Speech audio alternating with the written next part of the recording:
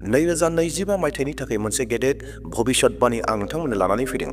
जाय भबिष्यतबाणीया 2025 मायथाइयाव नोंथांनि जिउआव मोजां फिथाइ थायनो थांगासिनो दङ।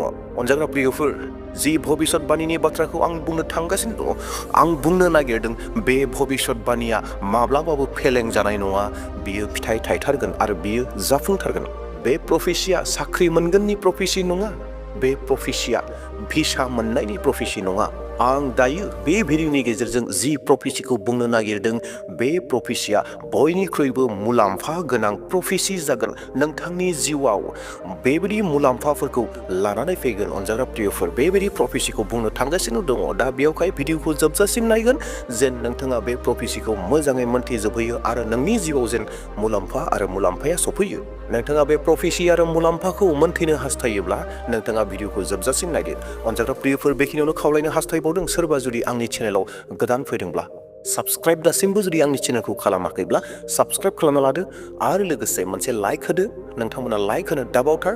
नोंथांनि लाइकआ आंखौ गोदान गोदान भिडिअ लाबोनो थाखाय गोबां थुलुंगा होयो आरो लोगोसेनो नोंथाङा जुदि सानोब्ला बेफोर बाथ्राफोरखौ गुबुनाबो जोंनि लोगोफोराबो मोनथिनांगौ होननानै, अब्लाना नोंथाङा बे भिडिअखौ शेयार खालामनानै होनो हागौ। दे अब्ला प्रियफोर, समखौ आद्रि खालामाब्लानो थोंजोङैनो जों जिखौ नायनो नागिरदों, जों जिखौ सोलोंनो नागिरदों, फैबाय थानाय 2025आव मा जानो गोनां दङ, प्रफेसि, नोंथांनि जिउआव मा मा मुलाम्फा फैनो नागिरदों, बै प्रफेसिखौ आं नोंथांमोननो बुंनो नागिरदों। ख्रिस्ट'नि थैजों बायख'जानाय अनजाग्रा प्रियफोर, समस्त मानसि माहारिनि मोनसे केरेक्टार, मोनसे आखल दङ जाहैबाय। बे आखलानो जाहैबाय फिउचारखौ मोनथिनो लुबैनाय। गोबां ख्रिस्टियान सुबुंफोर दङ आरो ख्रिस्टियान सुबुंफोरनि अनगायैबो गुबुन धोरोमनि मानसिफोराबो फिउचारखौ मोनथिनो लुबैयो आरो फिउचारखौ मोनथिनो लुबैनायखायनो गोबां रोखोमनि खामानिफोर मावो। गुबुन धोरोमाव जोङो नुनो मोन्दों बिथांमोना पुन्जिका नायो, जायखौ पुन्जिका होननानै बुङो, आरो लोगोसे जायखौ राशि होननानै बुङो। जाय राशिफोरनि मुङानो जाहैबाय, जायखौ मानसिफोरा नायो, मेष राशि, बृषभ राशि, मिथुन राशि, कर्कट राशि, सिंह राशि, कन्या राशि, तुला राशि, वृश्चिक राशि, धनु राशि, मकर राशि, कुम्भ राशि, मीन राशि। बर'आव मा मा बुङो आंबो बेखौ मोनथिया, आं बुंनो हाजोबनाय नङा। बर'थ' माबा खैना राशि होननानै बेफोरबायदि बुङो, सिंह राशि होननानै बुङो, बेफोरबायदि गोबांफोर दङ, गोबां बुंनायखौ आं खोनादों। नाथाय बर' रावआव मा मा बुङो आं बेखौ बुंजोबनो हानाय नंलिया। दा मानसिफ्रा दिनै बेफोरबायदिखौ नायनानै गावनि फिउचाराव मा जागोन बेखौ मोनथिनो लुबैयो आरो बेबायदिनो निउस पेपारफोराव फरायो जे दिनै सानसे मानिनि थाखाय आं मा मावनांगौ। गोबां मानसिफोरा सिन्था खालामदों, गोबां मानसिफोरा सानगासिनो दङ 2025आव आंहा मा जागोन। दा बेवहाय गोबां बुहुमनि मानसिफोरा, गुबुन गुबुन धोरोमनि मानसिफोरा बेफोरबायदि खामानिखौ मावगासिनो दङ जे 2025आव आंहा मा जागोन, 2025आव आंहा माबाफोर गाज्रि दङ नामा, अमंगलफोर दङ नामा। अमंगलफोर दङब्ला बैफोर अमंगलफोरखौ आङो माबोरै आंनि जिउनिफ्राय फोसाबनानै होनो हागौ, माबोरै आङो बैनिफ्राय प्रब्लेमनिफ्राय गोजान जानो हागौ, बेफोरनि गोबां राहा लामा नागिरनानै गोबां खामानिफोरखौ मावलाबायदों। गुबुन गुबुन धोरोमनि फोथायारि सुबुंफोरा मा मा मावदों बेखौ आं बुंनो थांनो नागिराखै, नाथाय बेफोर बाथ्राखौ बुंनायनि गेजेरजों नोंथांमोनखौ गोसोखांहोनोसो नागिरदों दि मानसिफोरा मा बायदि मावनानै दङ फिउचारखौ मोनथिनो थाखाय। नाथाय अनजाग्रा प्रियफोर, बर' ख्रिस्टियानफोर, जों साफ्रोमनिबो लागै 2025नि लागै बेबायदि मोनसे प्रफेसि बाइबेलाव थोंजोङै दङ। जि प्रफेसिखौ जोङो मावोब्ला जोंहा 2025आव मुलाम्फायानो मुलाम्फा दङ। जाय अनजाग्रा बिथांमोना आंनि भिडिअखौ नायबाय थायो, बिथांमोना साननो नाङा जे बिथाङा मा प्रफेसि खालामनो नागिरदों, बिथाङा सासे नाबिबो जाबाय नामा, प्रफेटबो जाबाय नामा होननानै साननो नाङा। आङो प्रफेटबो नङा, नाबिबो नङा, नाथाय इसोरनि बोसोना जोंनो लागै फैबाय थानाय समनि थाखाय माखासे इयुन जागोनखौ फोरमायना होखादों, प्रफेसि खालामनानै दोनखादों। जि प्रफेसिफोरखौ जोङो मावोब्ला जोंनि जिउआव गोबां फिथाइ थायनायखौ जों मोननो हागोन आरो बे फिथाइ थायनाया गाज्रिनि फिथाइ नङा, मोजांनि फिथाइ। जि मोजांखौ जोङो नागिरबाय थायो, बे मोजांखौ जोङो बेयावहाय मोननो हागौ। 2025आव जोङो मोनथारगोन। जेबो मोनैनि बाथ्रा गैया।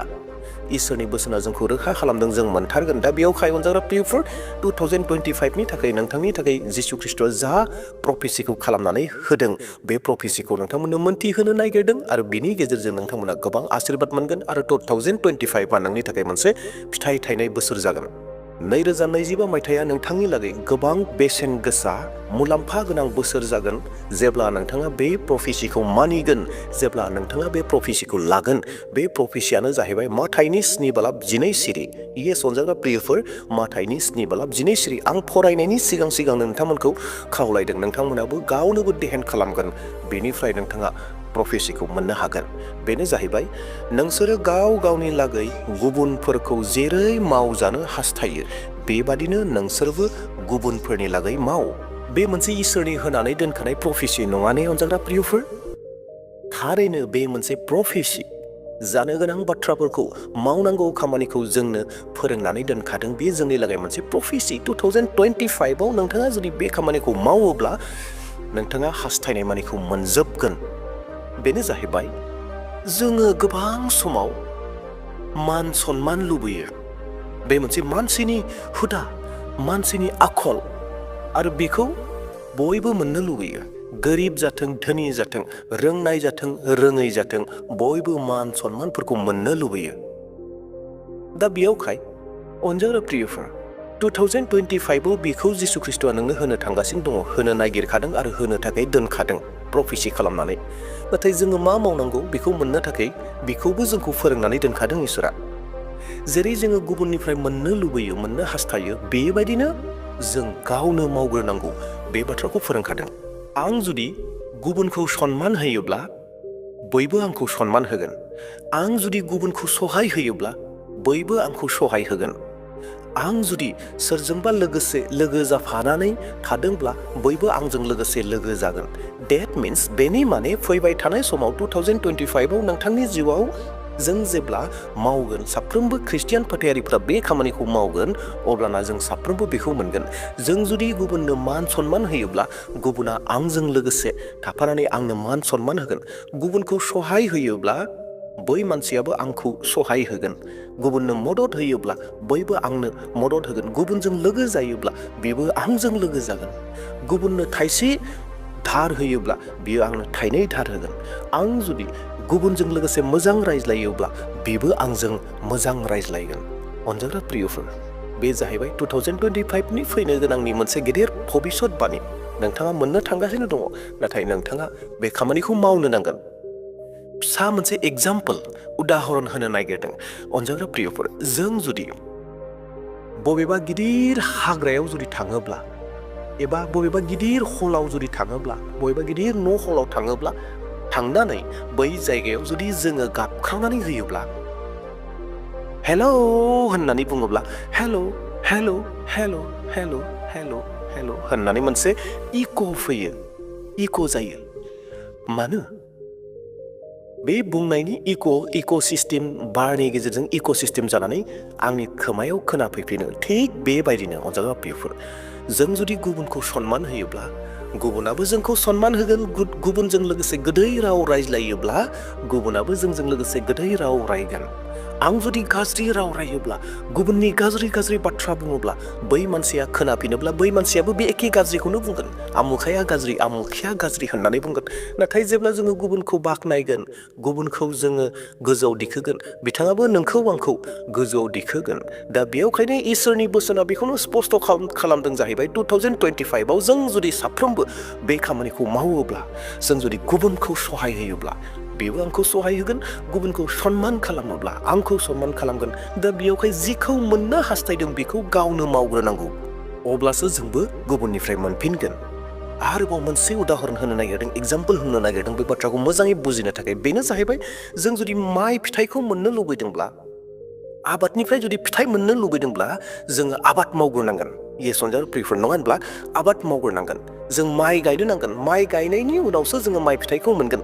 माइखौ गायालाबानो फिथाइखौ मोन्थों होननानै जुदि जमना थायोब्ला जों मोननाय नङा। जोंबो जिउआव जुदि गावनो मावग्रोआब्ला जोङो मोननाय नङा। बे मोनसे गेदेर प्रफेसि अनजाग्रा प्रियफोर। फैबाय थानाय समाव जानो गोनां नोंथांनि जिउआव नोंथाङा माखौ हास्थायो? नोंथांनि जिउआव नोंथाङा माखौ मोननो लुबैदों? मा रिसिभ खालामनो नागिरदों? नोंथाङा माखौ मोननो हास्थायदों? बेबायदि मावदो। नोंथाङा जुदि मोजांखौ मोननो हास्थायदोंब्ला जिसु ख्रिस्ट'आ बुंनानै दोनखादों, नोंथाङा मावग्रोदो। नोंथाङा जुदि गाज्रिखौ मोननो हास्थायदोंब्ला नोंथाङा गाज्रिखौ मावोब्ला अट'मेटिक नोंथाङा गाज्रिखौ मोनगोन। नोंथाङा जुदि मोजांखौ मोननो लुबैदोंब्ला मोजां मावनाय लोगो लोगोनो अट'मेटिक नोंथाङा मोजां फिथाइखौ मोनबाय थागोन। दा बेयावहाय फैबाय थानाय 2025आव बे बाथ्राखौ गोसोआव लादो, नोंथांनि जिउआव बे जानो थांगासिनो दङ। नोंथांनि खुगानिफ्राय नों जुदि गाज्रि राव रायोब्ला नोंनियाव गाज्रिया फैफिनगोन। नोंथाङा जुदि सन्माननि बाथ्रा बुङोब्ला सन्माना फैफिनगोन।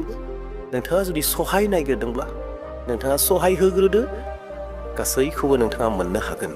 2025 मायथाइया साफ्रोमबो बर' ख्रिस्टियानफोरनि थाखाय गोबां बेसेन गोसा मुलाम्फा गोनां बोसोर जागोन जेब्ला जोङो बे प्रफेसिखौ मानिगोन। अनजाग्रा प्रियफोर, जोंनि गोसोआव जोंहा गोबां हास्थायनायफोर दङ गुबुननिफ्राय मोननो थाखाय।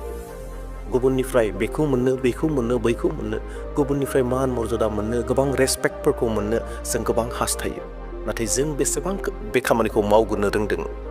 अनजाग्रा प्रियफोर, 2025 मायथाइया साफ्रोमबो ख्रिस्टियान सुबुंफोरनि थाखाय बेसेन गोसा, आशीर्बाद गोनां, फिथाइ थायनाय बोसोर जाथों आरो जों बयबो बे बाथ्राखौ गोसोआव लानानै जोङो दानिफ्राय सोलिनि जे 2025 मायथाइया जोंनि थाखाय बेसेन गोसा जाथों आरो जों जेन जिखौ मोननो हास्थायदों बेखौ मोनथों आरो आंबो मावनो रोंथों, बेखौ लागारबो गोसोआव लानानै खामानिखौ मावदो। देवला प्रियफोर, फैबाय थानाय समाव मोनसे गोदान भिडिअ लानानै फैफिनसिगोन। दिनैनि थाखाय बेसेयावनो दोनथ'नोसै। Thank you.